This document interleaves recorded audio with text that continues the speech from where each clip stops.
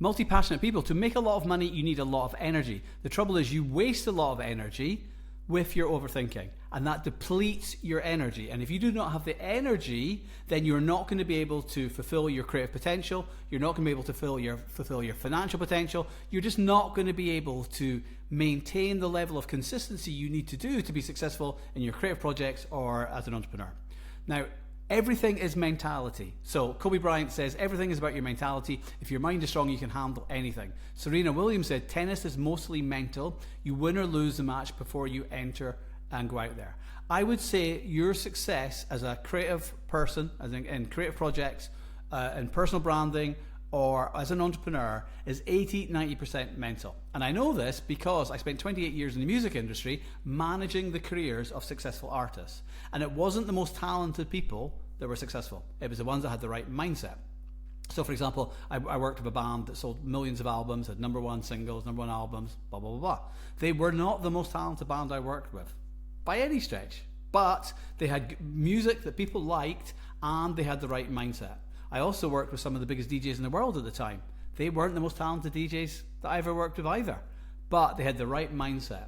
So how do you get the right mindset? You need to do energy hygiene, and you have to stop the overthinking. You have to find ways to manage your thoughts on the daily, and I've got 7 different ways that we're going to go through this at the end. But first of all, I'm going to tell you what the problem is, and then from there we will talk about the 7 different solutions that I use personally and that I helped artists in the music industry sell, millions of albums, sell at arenas, be successful, whatever, right? So, overthinking, right? Let's look at the past. The past is rumination. This is based in shame. Rumination, you can't change it, right? You have to learn to forgive yourself. We all get that things where all of a sudden some thought comes into our head and we just get that cringe, right? But you have to forgive yourself for that, or use that pain mistake for content purposes. The reason it's shame is because it's secret, it's hidden, and you're keeping it down. You're not showing it to people because you think they're going to judge you, they're going to perceive you, they think they're going to think less of you. But that's not the truth. That's not the reality at all, okay? We've talked about this in many different videos, plenty on there. But if you look at the careers of Brené Brown or Maya Angelou or Glennon Doyle or Rick Rubin or John Lennon, these are people that had insecurities and they shared them with the world and they turned them into positives, right? So use your pain and mistake for content. This allows you to be a true creative because you're being authentic. You're using your own insecurities, your own fears, your own limiting beliefs to be able to help other people feel seen and heard. And then when they feel seen and heard, you feel seen and heard. And that's what your true creative self is. And then that's true freedom. Because if you don't have any of your past, if you're using your past, your shame, your insecurities, your limiting beliefs to project, to create content, whether that be social media posts, Substacks, or creating videos like this, this is how you turn your shame or your pain into purpose and your shame into a tool to help others feel seen and heard, right? Then the next thing is future. The reason you spend so long overthinking and not taking action is because you're searching for certainty. I spelled it wrong there, but I'm dyslexic, so you're going to let me off. There is no certainty. It's impossible for you to know what's a good idea, a bad idea, or an indifferent idea until you actually try it. You will not know all the steps. You will not have any certainty whatsoever. This is what it is like to live a creative life. Anytime you're faced with a decision, you either get stuck in overthinking and you just stay rooted to the spot, beating yourself up for not taking action, or you just embrace it with curiosity and treat it as an experiment. So let's say you want to start Instagram. Okay, do 30 posts on Instagram in 30 days. And if you don't like it, move on. Who cares? Right? It's just an experiment. That's all it is. And this is why you have to get this mindset, right? So lack of self-trust is your inner critic. Your inner critic is going to remind you of all the times that you failed in a business or failed in some sort of creative project, but it's not going to remind you of all the times you were successful. That is your job, to interrupt that thought and do what I would call thought stopping. So you thought stop and say, is this true? Is this the reality? What about all the times you've been successful? Because any time that I'm working either with artists in the music industry or on one-to-one coaching clients, when I start talking to them about their wins, they start, oh yeah, I hadn't thought about that. And simply, this is their inner critic, basically tell them all the negatives.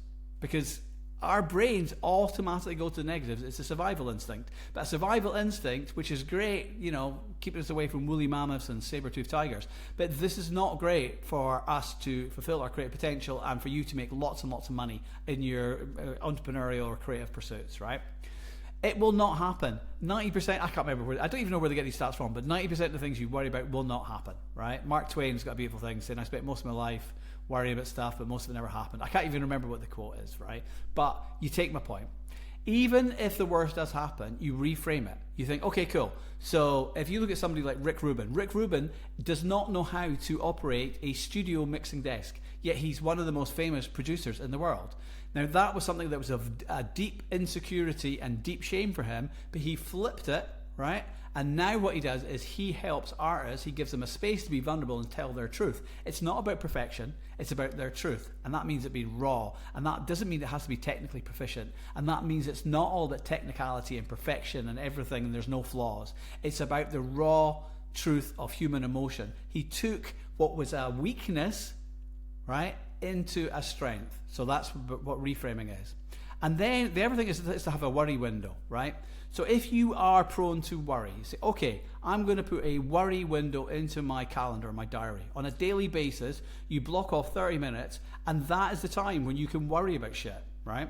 And you can go and do it. You can maybe do that for 30 minutes during a walk, whatever it is you want to do. But when you have a worrying thought, you can say, hang on, this isn't my worry window, and you just say, right, I will worry about this whenever the time is, okay? And then you have to understand everything is work-outable. There's nothing. You are a creative genius. You are a problem solver extraordinaire because you have pattern recognition skills. You're a multidisciplinary thinker. You can see all the intersection between things and how they join together. And that means you're a brilliant problem solver. But what you do have to do is you have to keep your nervous system regulated and be able to think about things in a very clear state of mind. Clarity is a skill that can be learned, right? So let's look at some of these. These are things that I personally do, and these are things that I helped artists do in the music industry and creators to build really big audiences and make lots of money and be creative geniuses, basically, okay? And that's surrender to the future. You cannot control the future. Whatever will happen, will happen. When it happens, you then deal with it in that moment in time, right? Then you have to release the past. Rumination is pointless. The best way to release the past is to use it as creative tools or creative inspiration to create content, because you know if you're helping the younger version of yourself, and that's your purpose, overcome some problem that you've experienced in the past, then you know your shame surrounding that. You know the limiting beliefs. You know the fears. You know the insecurities. You know everything there is to know about that problem because you've experienced it. So rather than just hold on to that shame, use it as tools to connect with others. Help your audience, your future clients, feel seen and heard, and then they will respond and you will feel seen and heard, okay? And that means it's no longer shame, it's sacrifice, okay? So block a daily worry. That's what to do. So you block your daily worry. We said this before, 30 minutes in your calendar, and that's the only time you're allowed to do it. I would say 30 minutes max. And put in a timer. When that timer finishes, go, right, that's me. I'm done for my worry for the rest of the day. If any more worries come in your head, say, hey, that's for tomorrow. Now, this takes a bit of getting used to, but you will get used to it, and it will work, right? So do some breath work, 4, 7, 8. Breathe in for 4, hold for 7, exhale for 8. Do that 3, 4, 5 times. Get yourself centered. Get your nervous system regulated. This is brilliant before you do any kind of creativity, any one-to-one sessions, any strategy sessions, anything. It's keeping yourself regulated because when you're dysregulated, you're thinking from a place of fear. And when you're thinking from a place of fear, you're not taking the risks, you're staying in your lane, you're playing it safe, blah, blah, blah, blah, blah. Not great for any kind of creative or entrepreneurial disruption.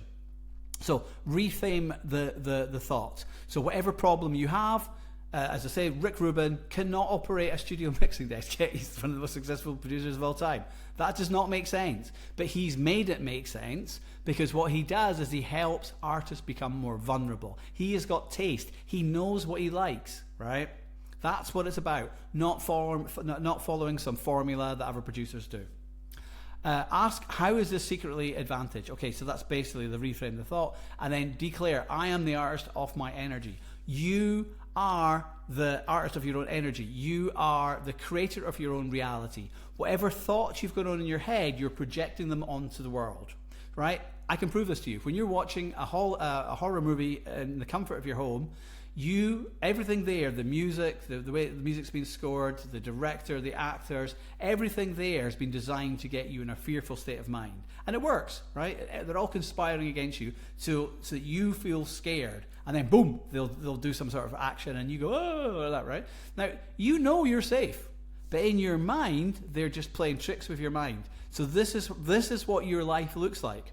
If you are sitting thinking about all these things that could possibly go wrong, you're just projecting them onto the world and you're looking for those opportunities. Some people call this manifestation, some people call it visualization, but if you're thinking negatively, negative things are going to happen to you. If you're thinking positively, positive things are going to happen to you. So if you're looking for opportunities, if you believe that the universe is going to provide you opportunities, or if you follow your curiosity or your creativity, like Steve Jobs and Albert Einstein and all these people said follow your curiosity, if you do that, you will find opportunities that you will not find when you're being negative, right? So it's all about your mindset and having your energy hygiene. And the main thing that wastes your energy is overthinking. Your brain, that's why you've got a subconscious mind, right? Your subconscious mind makes 95% of your decisions. That's the neuroscience. And the reason for that is because it's conserving energy. But see that other 5%, you're working overtime all the time, worrying about the future and trying to change the past. And you can't do either of those things. None of that's yours. It's just a complete